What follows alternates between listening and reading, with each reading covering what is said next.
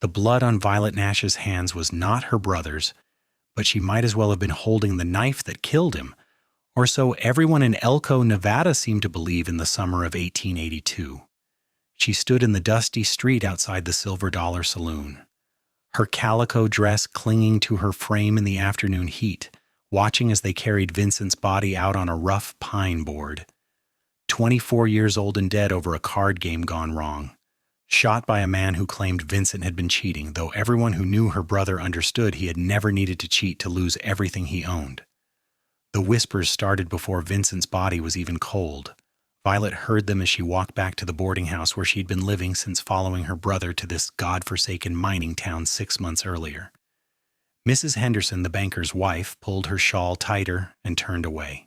The grocer, Mr. Sullivan, who had always been kind, suddenly found his shelves fascinating when she passed his window.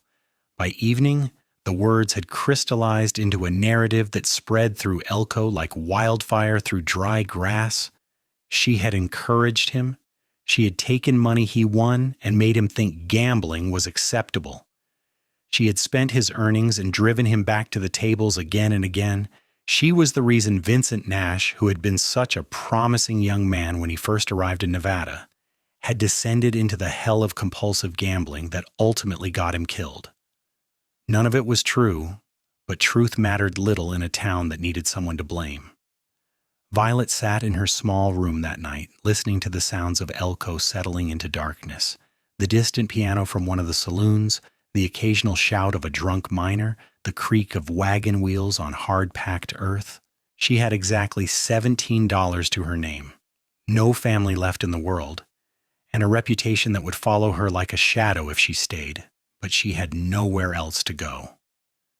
She had tried to stop Vincent. God knew she had tried. When he would come to her with his eyes bright and his pockets full, talking about his luck finally turning, she had begged him to save the money, to stop going back. When he lost, she had held him while he cried and promised it would be different next time. She had even gone to the saloon owners, asking them to refuse him entry, but they had laughed. A man's vices were his own business, they said. A sister had no right to interfere. Now Vincent was dead, and somehow that made it all her fault. The funeral was a small affair. The preacher spoke kind words that rang hollow in the hot chapel. Violet stood alone at the graveside while a handful of people watched from a distance, their faces set in judgment. She did not cry. She had no tears left, had spent them all in the months watching her brother destroy himself while she stood helpless on the sidelines. As the gravediggers began their work, a man approached from the direction of town. He was tall, lean in the way of men who worked hard for their living, with sun-darkened skin and hair the color of wheat at harvest. He wore dusty range clothes and a hat that had seen better days, and he walked with the easy confidence of someone comfortable in his own skin. Violet tensed, expecting more accusations, more blame. "Miss Nash," he said, removing his hat. His eyes were a startling blue against his tanned face, and his voice was gentle. "I am sorry for your loss." She studied him warily. "I do not know you." "Preston Sawyer. I ranch about 15 miles north of town. I was in the Silver Dollar when your brother was shot." He turned the hat in his hands, clearly uncomfortable, but determined. "I wanted you to know that what folks are saying is not right. I saw your brother gambling plenty of times before you even came to Elko. His troubles were his own making, not yours." Something tight in Violet's chest loosened fractionally. "You were the first person in this town to say so." "Then the people in this town are fools." He met her eyes directly. "I know something about watching someone you love make bad choices. My father drank himself to death when I was 18. My mother spent years trying to save him, blaming herself, listening to people tell her she should have done more, done less, done something different. But the truth is, a man makes his own choices. Your brother chose to gamble. He chose to keep going back even when he lost. That was on him, not on you." Tears burned behind Violet's eyes for the first time since Vincent's death. "Why are you telling me this?" "Because someone should have told my mother. Maybe it would have helped her stop carrying guilt that was never hers to bear. Preston settled his hat back on his head. And because it is not right what this town is doing to you, you deserve better. He tipped his hat to her and turned to go. Violet watched him walk away. This stranger who had offered her the first kindness she had known in days, and felt something shift inside her. Not hope, not yet, but perhaps the faintest possibility that she might survive this after all.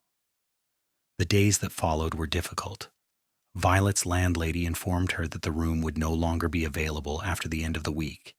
The mercantile refused her credit. The seamstress who had been considering hiring her for alteration work suddenly had no positions available. Elko had decided she was unwelcome, and the town was making sure she understood. She was packing her meager belongings, trying to figure out where she could go with $17 and a damaged reputation, when there was a knock at her door. She opened it to find Preston Sawyer standing in the hallway, hat in hand again. "Miss Nash, I have a proposition for you," he said without preamble. "My ranch needs a housekeeper. The position includes room and board plus $30 a month. It is honest work, and you would be away from town, and all these people who have made up their minds about you based on lies." Violet stared at him. "You do not even know me. Why would you offer me this?" "Because you need work, and I need help, and because I do not believe in kicking someone when they are down." His blue eyes were steady on hers. "I know it is unusual, a single woman working for a single man, but I have 2 ranch hands who live in the bunkhouse, so there will be others around. It would all be proper. And if you are worried about your reputation, well, it seems like that is already ruined here in town anyway." It was blunt, but it was true. Violet felt a strange urge to laugh, though nothing about her situation was funny. "Why are you doing this? I already told you. I watched my mother suffer under the weight of blame that was not hers. I will not stand by and watch it happen to someone else, if I can help it." He shifted his weight slightly. "Look, I am not going to pretend this is charity. I really do need a housekeeper. The house is a mess. I cannot cook worth a damn.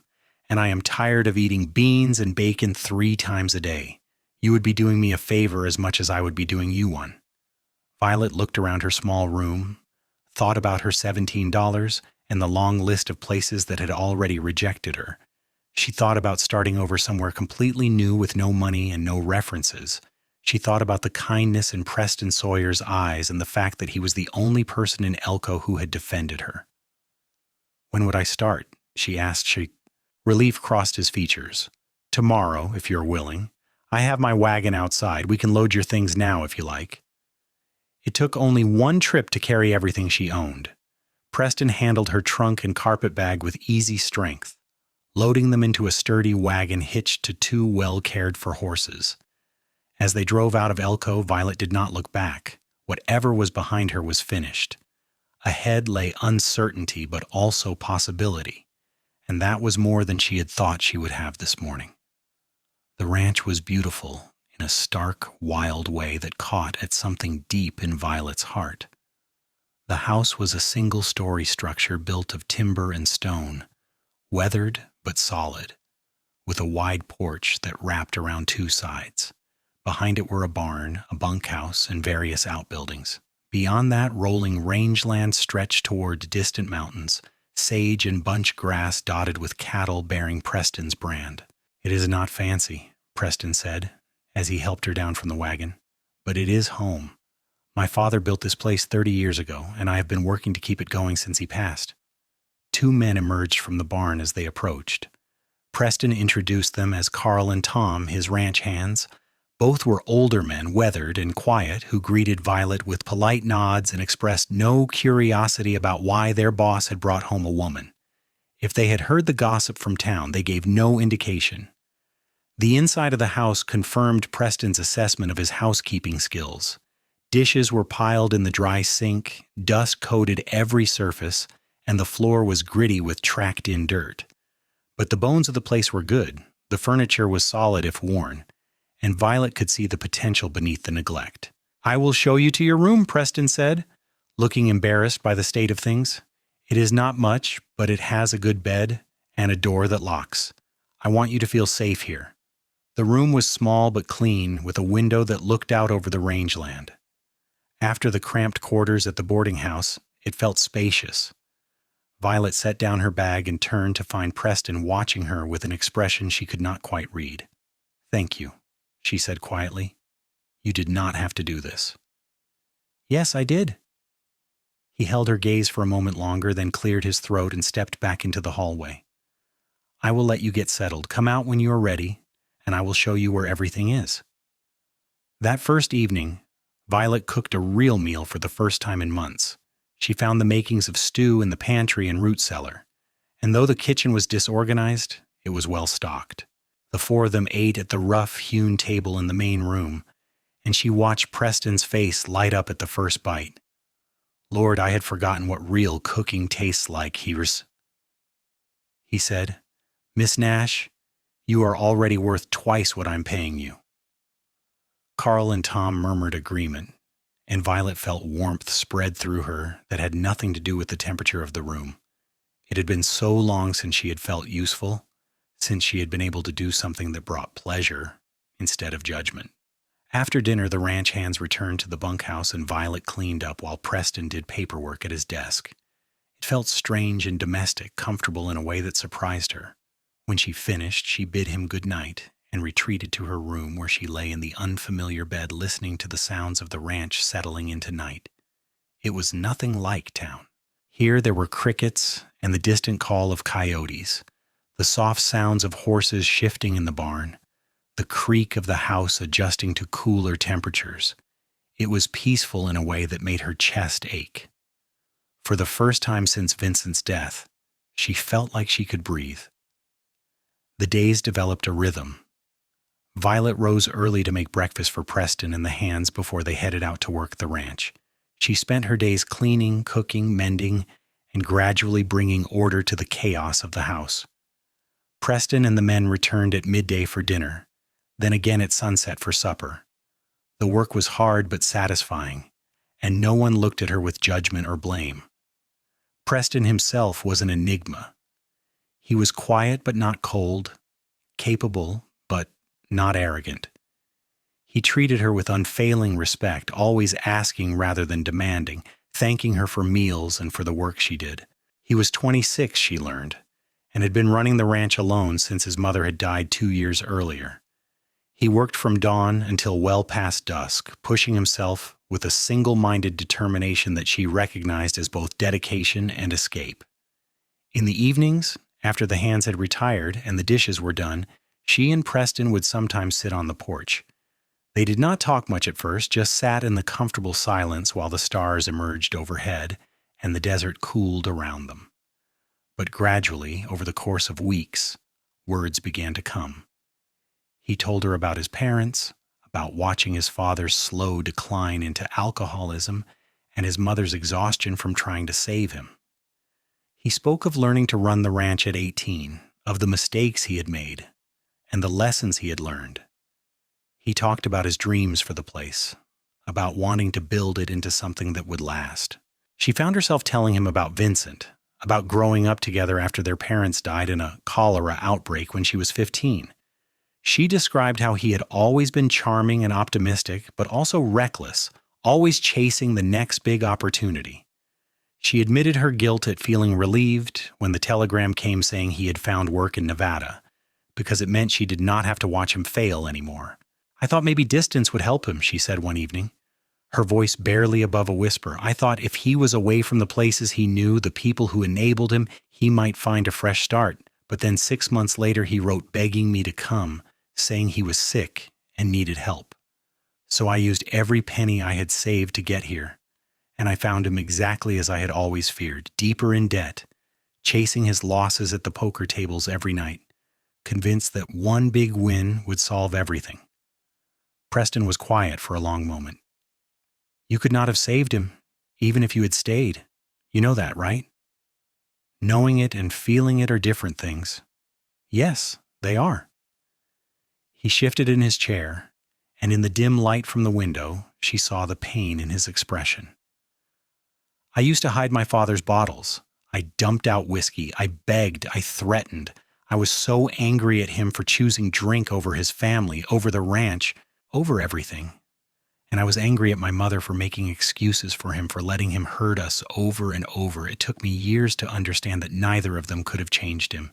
He had to want to change himself, and he never did. I am sorry, Violet said softly. So am I. Sorry for him. Sorry for my mother. Sorry for the time we all wasted. But I am not sorry for learning that you cannot save someone from themselves, no matter how much you love them.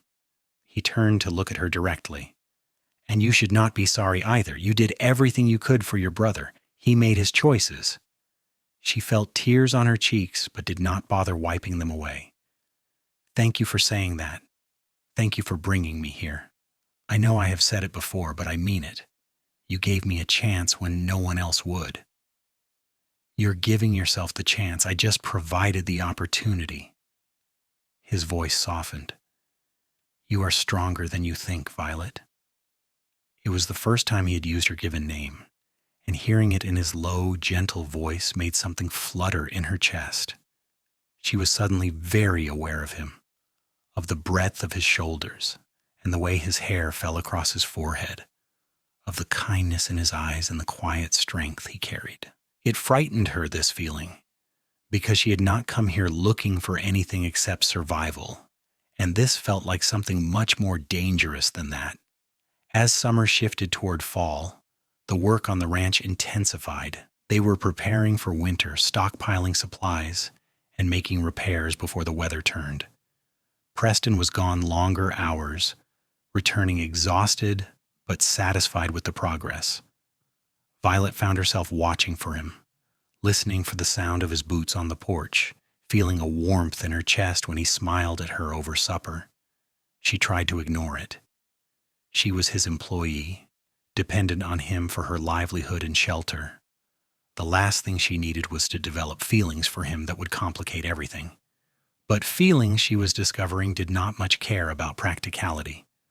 One evening in late September, a storm rolled in from the mountains. It came on fast and fierce, the way desert storms did, with lightning that split the sky and thunder that rattled the windows. Violet was in the kitchen when she heard Preston shout from the barn, and she looked out to see him struggling with the barn doors as the wind tried to rip them from their hinges. Without thinking, she ran out into the storm. The rain hit her like a wall, soaking through her dress in seconds, but she pushed forward until she reached Preston's side. Together they wrestled the doors closed and got them latched, then stood panting in the relative shelter of the barn while the storm raged outside.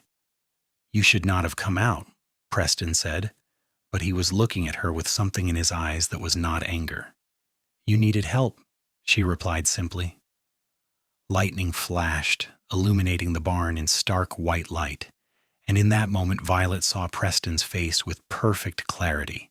She saw the concern there, the protectiveness, and beneath it something deeper that made her breath catch. When the darkness returned, she felt rather than saw him move closer. Violet, he said, and her name in his mouth was a question and a prayer and a confession all at once. Yes, she whispered, not even sure what she was agreeing to, only knowing that whatever he was asking, her answer was yes. His hand came up to cup her cheek, his thumb brushing across her rain-wet skin with a gentleness that made her tremble. I should not, he said. You work for me. It would not be right to take advantage. You're not taking advantage. I am standing here of my own free will. She reached up to cover his hand with hers. I'm choosing this. The kiss, when it came, was soft and sweet and tasted like rain.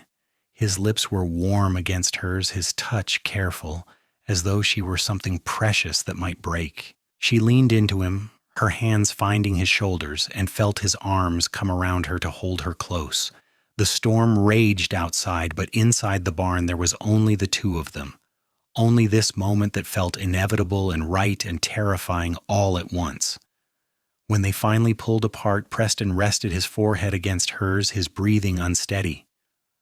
I have wanted to do that for weeks, he admitted, Ever since you made that first meal and smiled at Carl's terrible joke, and I realized you were the bravest person I had ever met."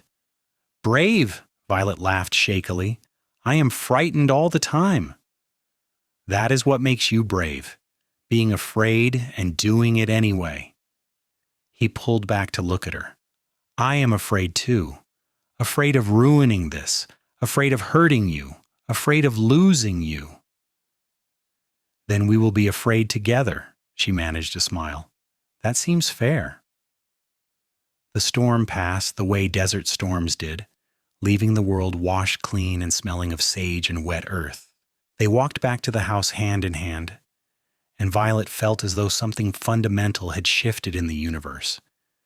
This was no longer just a job, just a place to stay. This was becoming home, and Preston was becoming something she did not dare name yet, but that filled her with a hope so fierce it hurt. They were careful after that, mindful of appearances and of not making Carl and Tom uncomfortable, but in private moments, on the porch after everyone else had retired or in passing as they went about the day's work, they found ways to be close. A hand on her waist as he passed behind her in the kitchen, his fingers tangling briefly with hers when he handed her something. Stolen kisses in the barn or the pantry when they were sure they were alone. It felt like a secret and a promise, something too new and fragile to expose to the harsh light of the world beyond the ranch.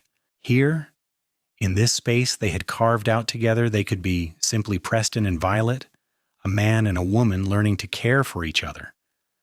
Out there, she was still the woman who supposedly drove her brother to his death, and he was the rancher who had taken her in. The world had opinions, and those opinions had already hurt her once. She was not eager to face them again. But the world, as always, had a way of intruding. It was late October when the man from Elko showed up. His name was James Harrington, and he was the brother of the man who had shot Vincent. Preston was out checking the fence line when Harrington arrived, which meant Violet was alone at the house when he knocked on the door. She opened it to find a tall, thin man with hard eyes and a mean set to his mouth. "You Violet Nash?" he demanded without preamble. "I am. What do you want?" "Just wanted to see for myself the woman who got her own brother killed." His smile was ugly. "Heard you found yourself a nice setup here. Guess you landed on your feet easy enough." Violet felt old anger rising. "Your brother shot mine over cards. That had nothing to do with me. My brother said your brother was cheating, and I hear tell you were always there, encouraging him, spending his money, pushing him to win more. Sounds like it had everything to do with you." He spat to the side. "My brother is sitting in jail facing murder charges, and you are out here playing house with some rancher. Does not seem right to me. I am sorry for your brother's troubles, but I had nothing to do with them. Vincent made his own choices." Her hands were shaking, but she kept her voice steady. "Now I would like you to leave."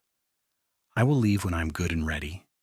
Harrington stepped closer, crowding her against the doorframe. "Maybe I ought to have a talk with this rancher of yours. Let him know what kind of woman he has working for him. Let him know how you destroy men." "The rancher already knows exactly what kind of woman she is," came Preston's voice from behind Harrington, low and dangerous. "And if you do not get off my land in the next 30 seconds, you're going to find out what kind of man I am." Harrington spun around, his hand dropping to the gun at his hip. Preston was standing by the barn holding a rifle loosely, but with clear competence. Carl and Tom had emerged from the bunkhouse behind him, also armed. "She is poison," Harrington said, but he was backing toward his horse. "She will ruin you the way she ruined her brother." "Violet's brother ruined himself, just like my father ruined himself, and just like you are probably in the process of ruining yourself right now by threatening a woman and trespassing where you are not welcome." Preston's voice was hard as iron. Vincent Nash chose to gamble every night. He chose to keep playing when he was losing. He chose to get into that game that got him killed. His sister did nothing but love him and try to help him, and she deserves your apology, not your accusations. "My brother says different." "Your brother is a liar trying to justify murder. Now get on your horse and get gone. If I see you anywhere near my ranch or Miss Nash again, I will have the sheriff out here so fast your head will spin." Harrington mounted up, but he looked at Violet with undisguised hatred. "You will get what is coming to you. People who cause others to sin always do." He rode off in a cloud of dust. Violet stood frozen in the doorway, her heart hammering, all the fear and anger she had been holding at bay for weeks threatening to overwhelm her. Preston handed his rifle to Carl and covered the distance to her in long strides. "Are you all right? Did he touch you?" His hands were on her shoulders, his eyes searching her face. "No, he just wanted to scare me. He did a good job of it." She was trembling now, the adrenaline draining away and leaving her weak. "Preston, I am sorry. I never wanted to bring trouble to your door." "This is not your trouble. This is the trouble of small-minded people who would rather blame a woman than admit a man is responsible for his own actions."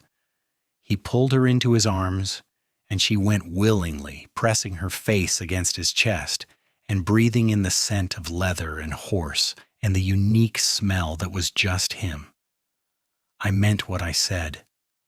Your brother made his own choices. So did Harrington's brother. None of that is on you. People in town do not see it that way." "Then people in town are fools, like I said before." He pulled back to look at her. "Violet, I do not care what they think. I know who you are. I have watched you these past months, seen your kindness and your strength and your courage. You are nothing like what they say, and anyone who cannot see that does not deserve your time or your worry." She wanted to believe him. Standing there in his arms, seeing the conviction in his eyes, she almost could. But doubt was a hard habit to break, especially when it had been reinforced by an entire town's judgment. That night, Preston insisted she sleep in the house while he took watch on the porch with his rifle across his knees. She tried to argue, but he was immovable. "I will not sleep anyway. Knowing that man was here threatening you," he said. "Let me do this. Let me protect you."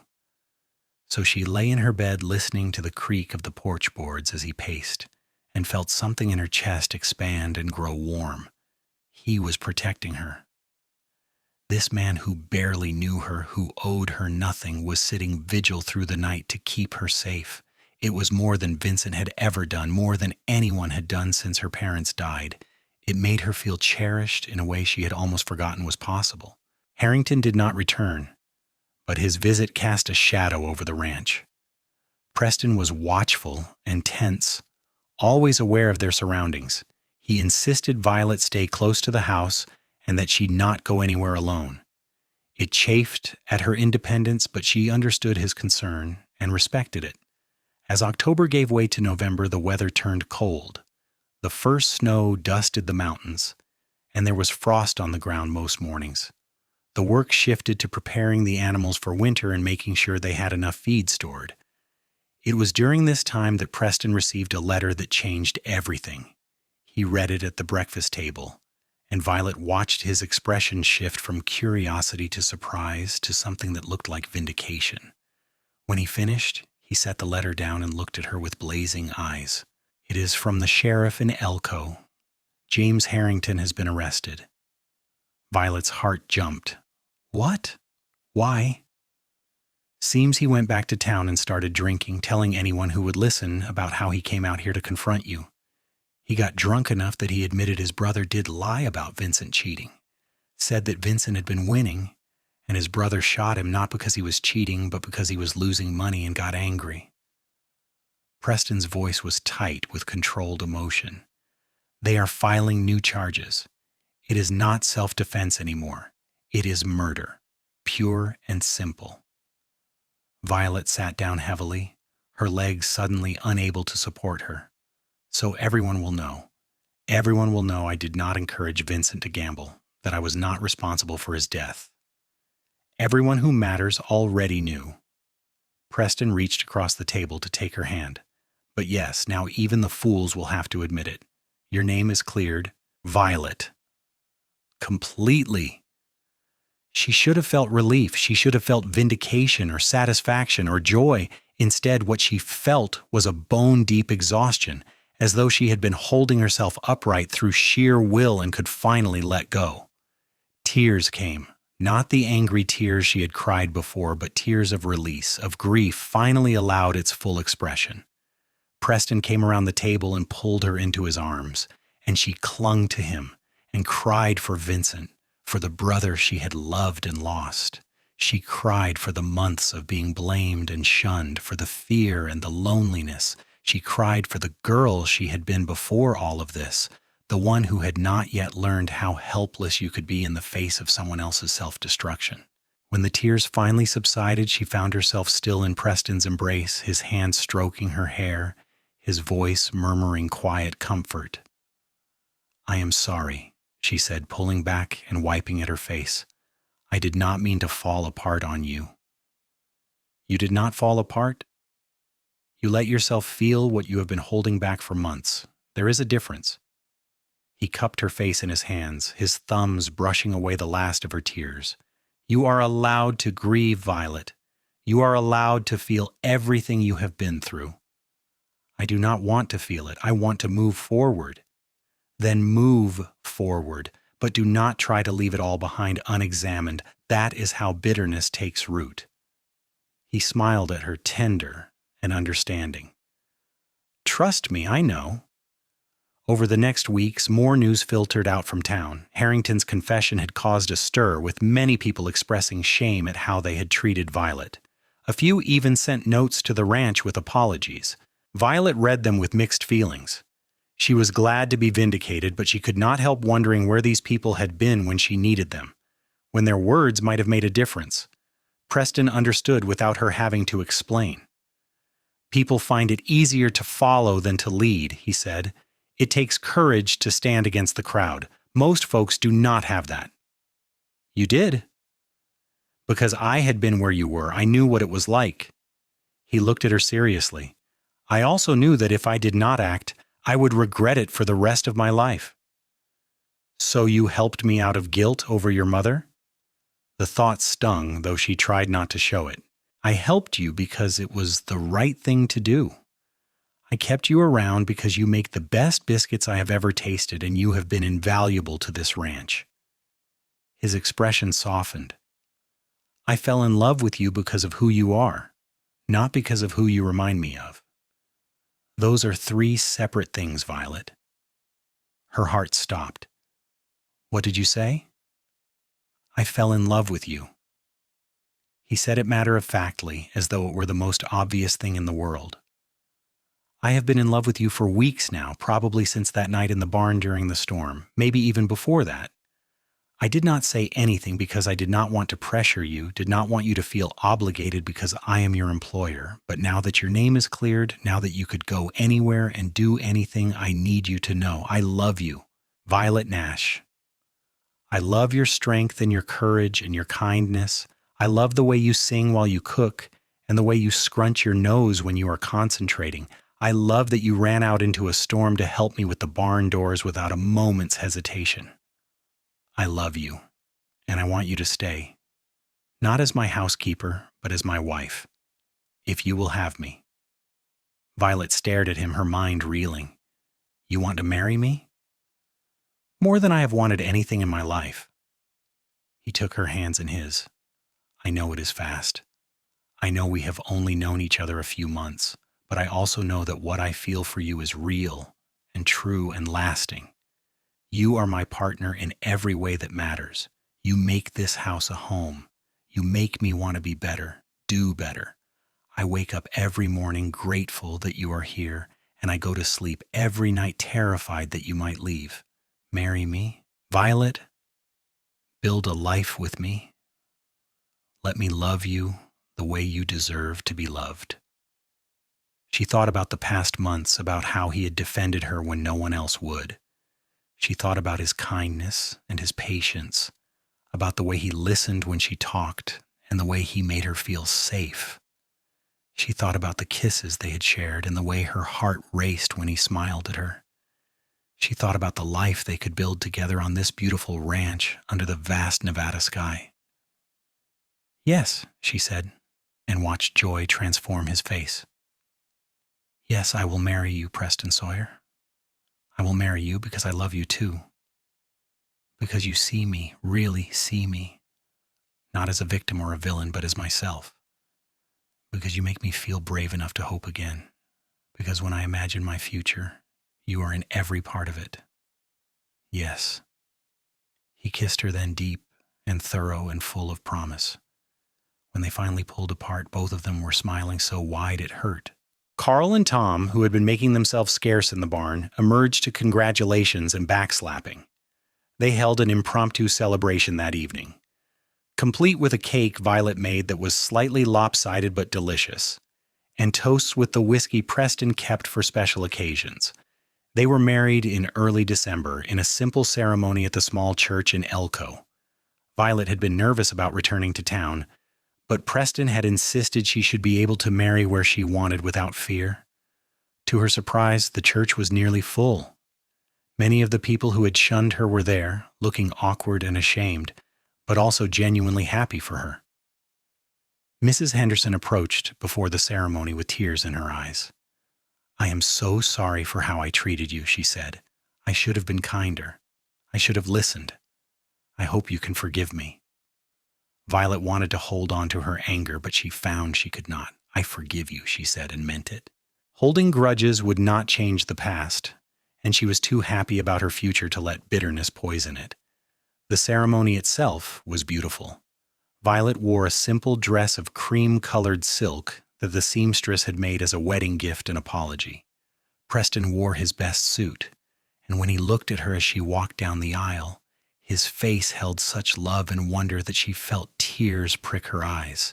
They spoke their vows clearly and firmly, promising to love and cherish each other through whatever life brought them. The kiss that sealed their marriage was chaste and sweet, appropriate for the setting, but full of the promise of more to come. As they walked back down the aisle together, hand in hand, Violet felt as though she was walking into a new life, one where the shadows of the past no longer had power over her. The reception was held at the ranch, and it seemed like half the county showed up. There was food and music and dancing, and Violet found herself laughing more than she had in years. Preston never left her side, his hand always at her waist or holding hers as though he needed the physical contact to believe she was really his. When the last guests finally left, and they were alone in the house that was now truly theirs, Preston carried her over the threshold of their bedroom. He set her down gently and looked at her with an expression that made her breath catch. "Are you sure about this?" he asked. "About me? About all of it?" "I have never been more sure of anything." She reached up to touch his face, feeling the slight stubble on his jaw, the warmth of his skin. "I love you, Preston. I choose you, today and every day." What followed was tender and sweet, a physical expression of the emotional bond they had been building for months. Preston was gentle and attentive, making sure she felt cherished and safe. When they finally lay together in the aftermath, her head on his chest and his arms around her, Violet felt a peace she had not known was possible. "Thank you," she whispered into the darkness. "For what?" "For seeing me, for believing in me, for loving me." She pressed a kiss over his heart. "For giving me a home." "You gave me a home too," he said. "This place was just a house before you came. You made it something more. You made it somewhere I want to be, not just somewhere I have to work." They fell asleep like that, wrapped in each other, and Violet dreamed of a future full of possibility. The winter was hard, the way Nevada winters could be, but the ranch was well prepared and the little house was warm. Violet and Preston settled into married life with an ease that surprised them both. They worked together seamlessly, anticipating each other's needs, supporting each other through difficult days. In the evenings, they would sit by the fire, reading or talking or simply being together in companionable silence. As the days grew longer and spring began to hint at its arrival, Violet realized she had missed her monthly courses. At first, she attributed it to stress or change. But when another month passed and she began to feel queasy in the mornings, she knew. She was carrying Preston's child. She told him one evening after supper, when they were alone on the porch watching the sunset paint the sky in shades of orange and pink. "I am pregnant," she said simply. watching his face for his reaction. For a moment he just stared at her, processing. Then a smile broke across his face like sunrise, brilliant and beautiful. "Are you certain?" "As certain as I can be. I will need to see the doctor in town to confirm, but yes, I believe so." He pulled her into his arms, holding her so tightly she could barely breathe, and she felt him trembling. "A baby," he whispered. "We are going to have a baby." "Are you happy?" she asked, though she could feel the answer in every line of his body. Happy does not begin to cover it. He pulled back to look at her, his eyes bright with unshed tears. "You have given me so much already, and now this, a child, our child. I cannot believe how blessed I am." The pregnancy was relatively easy, though Violet was tired and sick for the first few months. Preston hovered, worried and attentive, until she finally had to sit him down and tell him she was not made of glass and would not break. He tried to back off, but she would still catch him watching her with concern when he thought she was not looking. As her belly grew and the baby began to move, Preston would spend hours with his hand on her stomach, marveling at every kick and roll. "He is strong," he would say, and Violet would laugh. "Or she is strong. We do not know yet." Either way, strong, like the mother. The baby was born in late August of 1883, on a morning when the heat already shimmered off the rangeland and the sky was the deep blue of harvest time. The labor was long and difficult, and there were moments when Violet thought she could not do it, could not push anymore, could not stand the pain. But Preston was there, holding her hand, whispering encouragement, reminding her how strong she was. And when the baby finally came, slippery and squalling into the world, Violet felt a love so fierce and immediate that it took her breath away. "A boy," the doctor announced. "A healthy baby boy." Preston cut the cord with shaking hands, his face streaked with tears. When the doctor placed the baby in Violet's arms, she looked down at the tiny, perfect face and felt her heart expand in ways she had not known were possible. "Hello, little one," she whispered. "We have been waiting for you." They named him Vincent Preston Sawyer for Violet's brother and for Preston himself. It felt right to give her brother this legacy, this second chance at life through a new generation. Preston held his son with the kind of careful reverence usually reserved for something holy, and Violet knew that this child would be loved beyond measure. The months that followed were exhausting and wonderful in equal parts. Vincent was a good baby, quick to smile, and relatively easy to soothe, but he was still a baby with all the demands that entailed. Violet was constantly tired, her days a blur of feeding and changing and soothing, but she had never been happier. Preston was a devoted father, helping whenever he could between his work on the ranch. He would walk the floor with Vincent when the baby was fussy, singing off key lullabies that somehow always worked. He changed diapers without complaint and spent hours just watching his son sleep, as though he could not quite believe the baby was real. As Vincent grew, the ranch prospered. Preston had always been a good rancher, but now he had extra motivation to succeed. He worked with quiet determination to build something that would last, something he could pass on to his son and whatever other children might come. The ranch grew both in acreage and in reputation.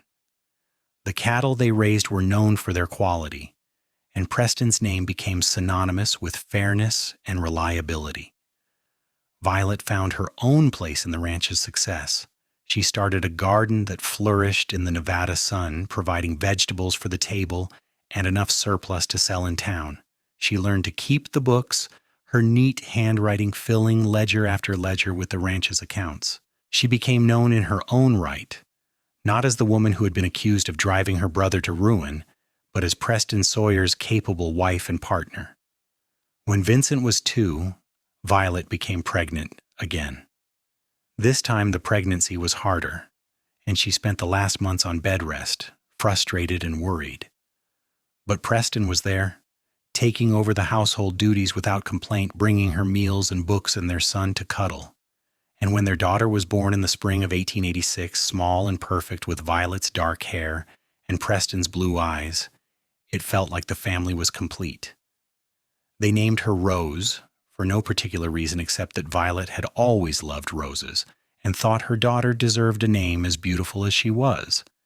Vincent adored his baby sister, wanting to help with everything and bringing her his favorite toys.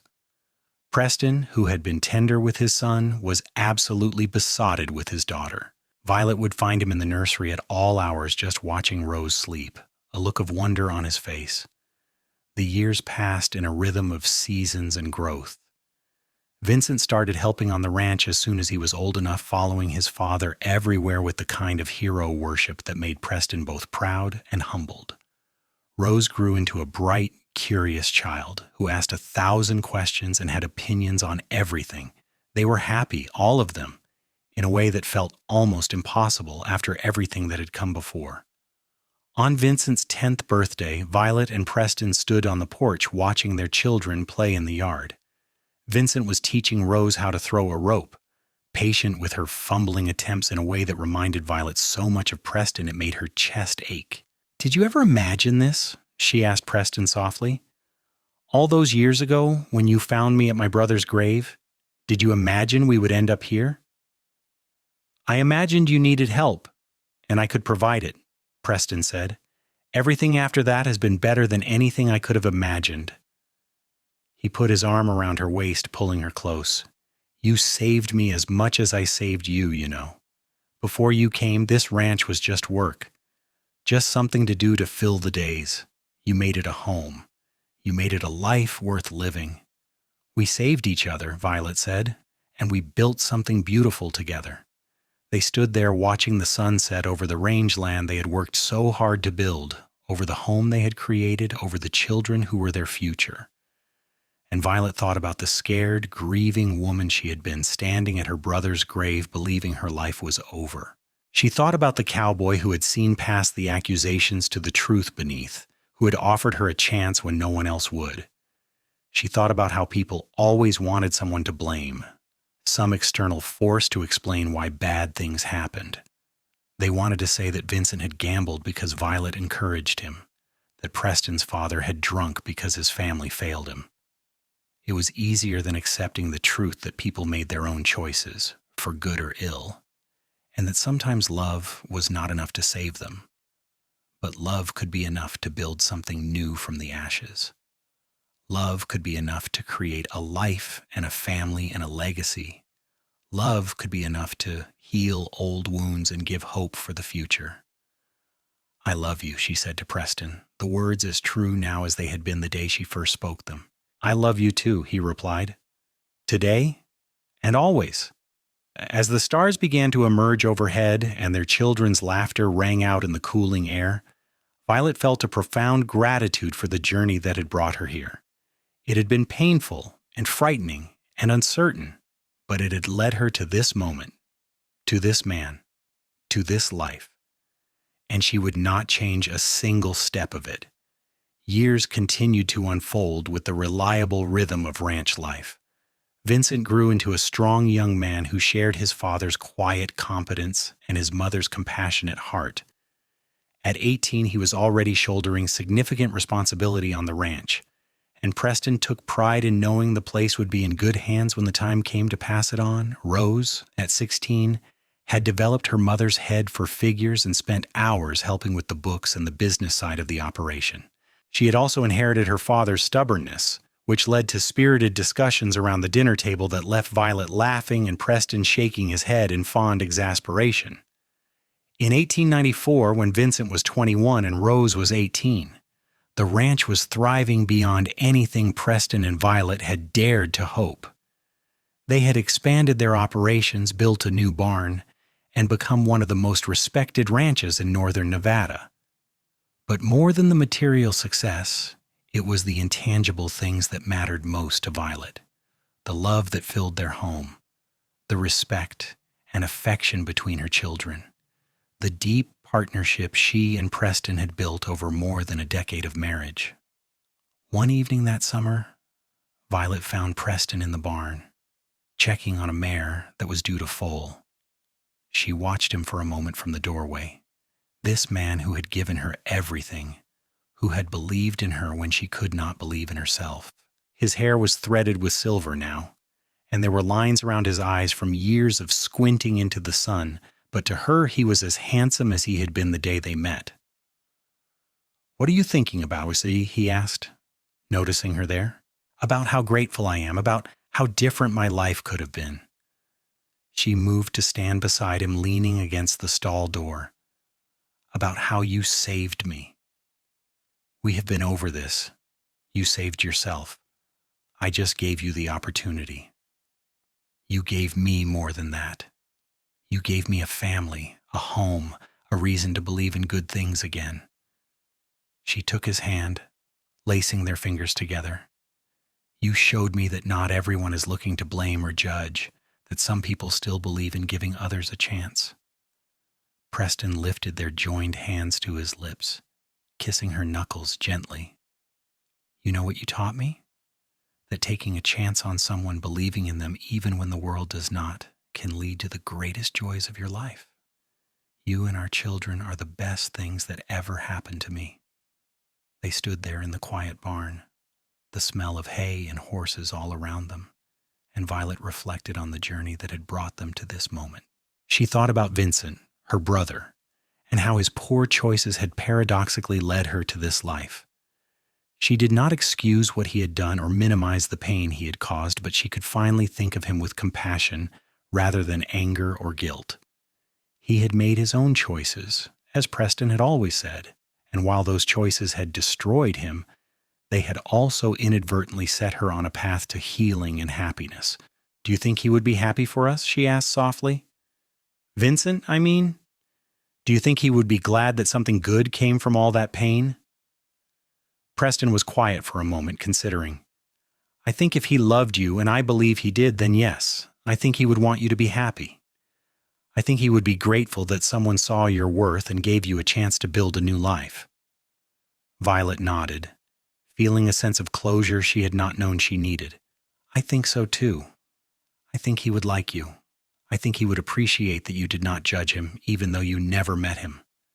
I never met him, but I understood him. I understood what it was like to be caught in something you could not control, to have people looking at you like you were a failure or a disappointment." He turned to face her fully.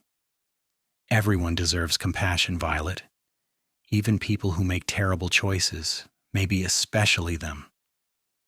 It was this quality in Preston, this fundamental decency and understanding, that had made Violet fall in love with him all those years ago. He did not judge or condemn. He saw people as complex individuals capable of both greatness and failure, and he treated everyone with the same basic respect. It was a rare gift, and one that had shaped their children's worldview as well. That fall, Vincent announced he was courting Sarah Miller, the daughter of a neighboring rancher. She was a sweet-natured girl with a practical streak and a genuine love for ranch life. Preston and Violet liked her immediately and gave their blessing to the courtship. The following spring, Vincent and Sarah were married in the same little church where Preston and Violet had wed, and the circle of life continued. Rose, for her part, showed no interest in settling down. She had inherited her mother's fierce independence and her father's stubborn determination, and she announced she wanted to go to Sacramento to study business.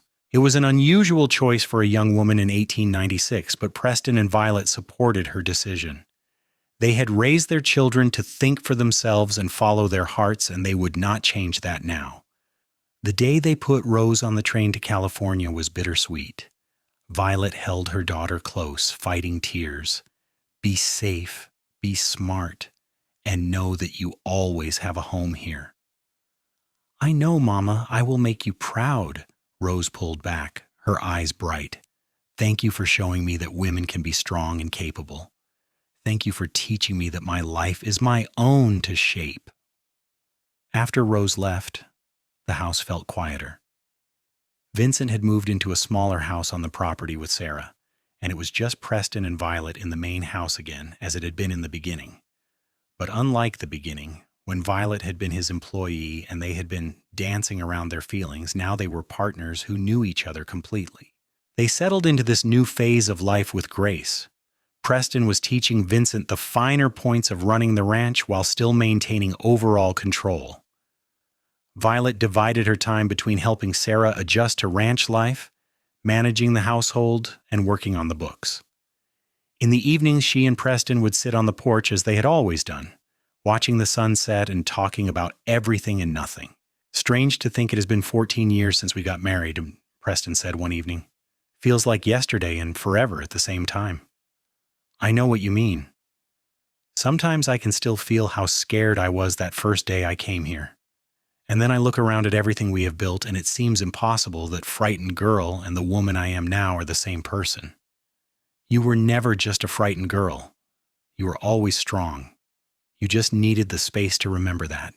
He reached for her hand. "I am proud of you, Violet, of everything you have accomplished, of the mother you have been, of the partner you are." "I am proud of us," she corrected, "of what we have built together."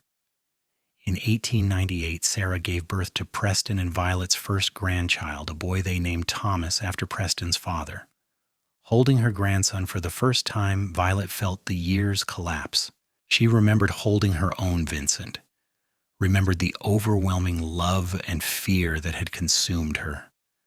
Now, watching her son hold his son with that same mixture of wonder and terror, she understood the beautiful continuity of it all.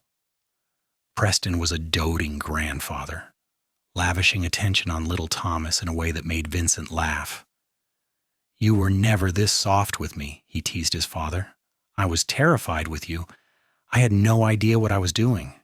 With Thomas, I get to just enjoy it." Preston grinned, completely unrepentant.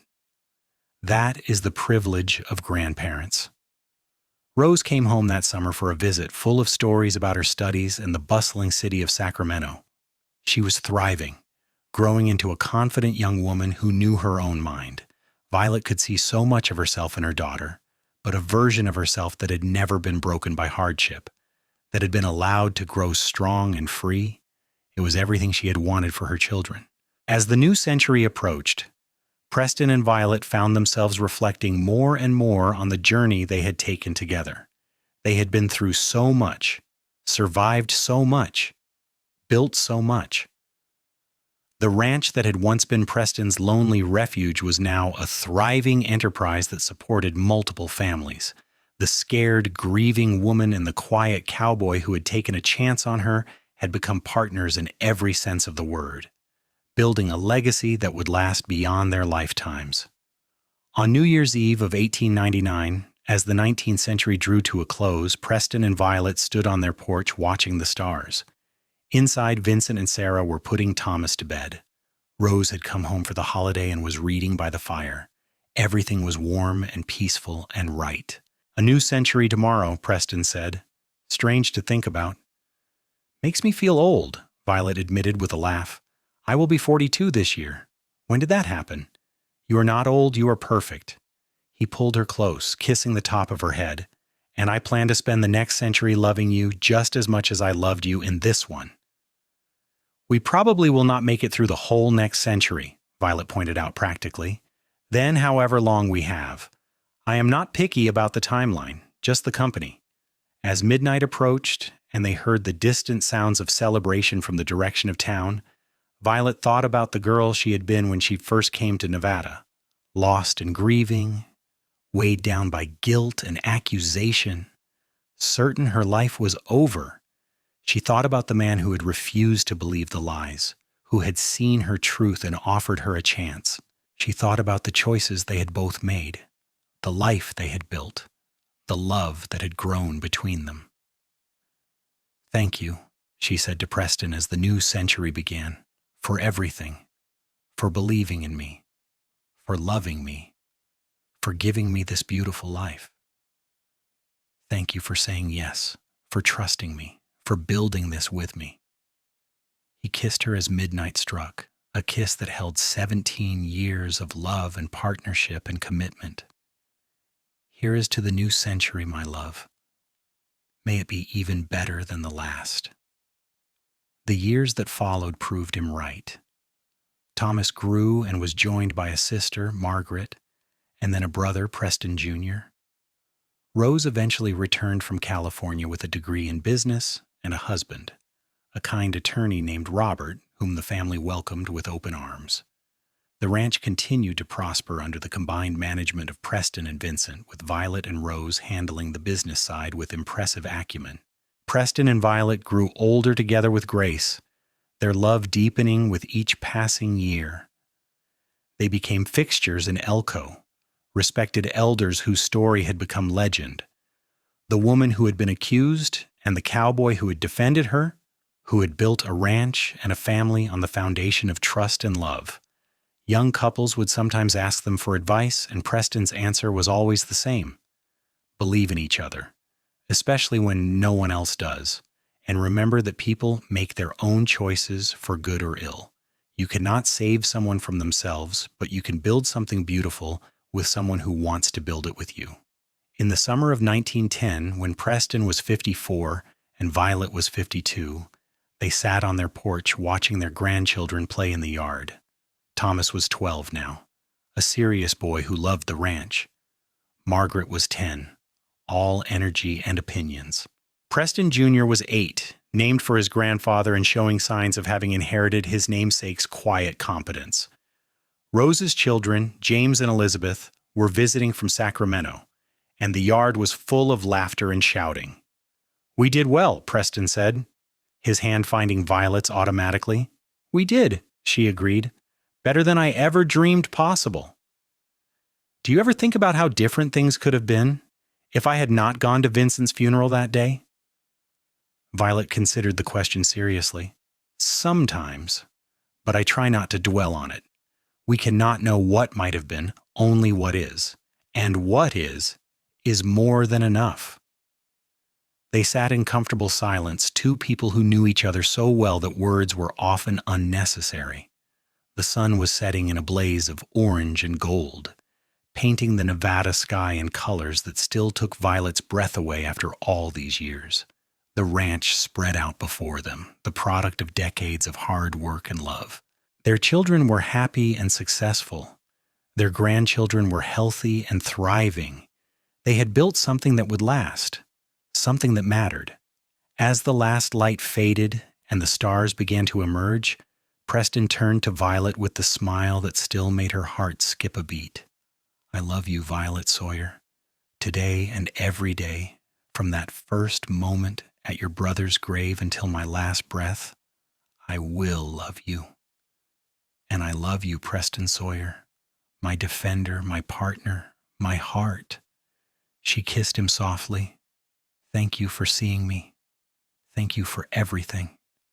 They remained on the porch long after the children had been called inside, two people who had found each other in the darkest of times and had built a life filled with light. The wild Nevada night surrounded them with its familiar sounds and scents, and in the distance they could see the lights of Elko twinkling in the darkness. Neither of them knew how many years remained to them, but they knew, with the certainty that comes from decades of love and partnership, that whatever time they had would be spent together. They had weathered storms and celebrated triumphs. They had raised children and built a legacy. They had proven that love and trust could overcome judgment and blame, that two people who believed in each other could accomplish remarkable things. As they finally rose to go inside, Preston took one last look around at the ranch they had built together. Not bad for a cowboy who knew men made their own bad choices, and a woman who was accused of something she did not do. Violet laughed, the sound warm and rich with happiness. Not bad at all. They walked into their home hand in hand, ready for whatever the future held, secure in the knowledge that they would face it together. The door closed behind them, and through the window, you could see the golden glow of lamplight and the shadows of a family gathered together, a testament to the power of second chances and the enduring strength of love. The story could have ended there, with that perfect image of domestic happiness. But life is not a single moment frozen in time. Life is the accumulation of days and months and years, each one building on the last, creating a tapestry of experience that defines who we are and what we leave behind. Preston lived another 15 years, dying peacefully in his sleep in the spring of 1925 at the age of 69. Violet was beside him, as she had been for 43 years of marriage. His last words to her were, "Best decision I ever made was going to that funeral." She held his hand as he slipped away, her heart breaking even as she was grateful for every single day they had shared. The funeral was enormous. It seemed like everyone in northern Nevada came to pay their respects to the man who had been known for his fairness, his integrity, and his unwavering belief that people deserved second chances. Vincent gave a eulogy that had everyone in tears, talking about the father who had taught him that hard work and compassion were not mutually exclusive. Rose spoke about how her father had encouraged her dreams even when they were unconventional. Sarah talked about how welcomed Preston had made her feel from the first day she had come to the ranch. But it was Violet's words that people remembered. She stood at the graveside, this woman who was now 67, but still carried herself with quiet dignity. And she spoke from the heart. "Preston saved my life," she said simply, "not in the dramatic way of pulling me from a burning building, but in the more important way of seeing me when everyone else had decided who I was. He looked past the accusations and the gossip and saw a woman who needed a chance. He gave me that chance, and in doing so, he gave me everything. A home, a family, a life worth living. He showed me that people make their own choices, that I was not responsible for my brother's actions, that I had worth and value independent of anyone else's mistakes. He loved me unconditionally for 43 years, and I will love him for whatever time I have left." She lived another 8 years, staying on the ranch that had been her home for more than 4 decades. Vincent and Sarah took over the main operations, but Violet remained active, helping with the books, tending her garden, spending time with her grandchildren and great-grandchildren. She spoke often about Preston, keeping his memory alive through stories and anecdotes that painted a picture of a man who had been kind and strong and good. On a warm summer evening in 1933, Violet Nash Sawyer died in her sleep at the age of 75.